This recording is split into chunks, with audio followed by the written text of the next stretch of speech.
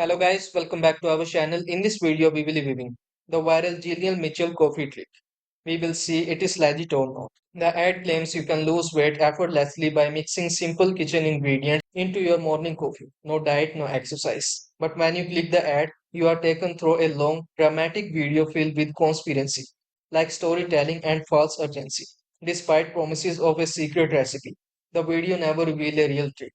Instead, it ended up with a pitch for a supplement called Slim Shake, making exaggerated claims like being 10x more powerful than Mounjaro, an actual FDA-approved weight loss drug, without offering any scientific proof.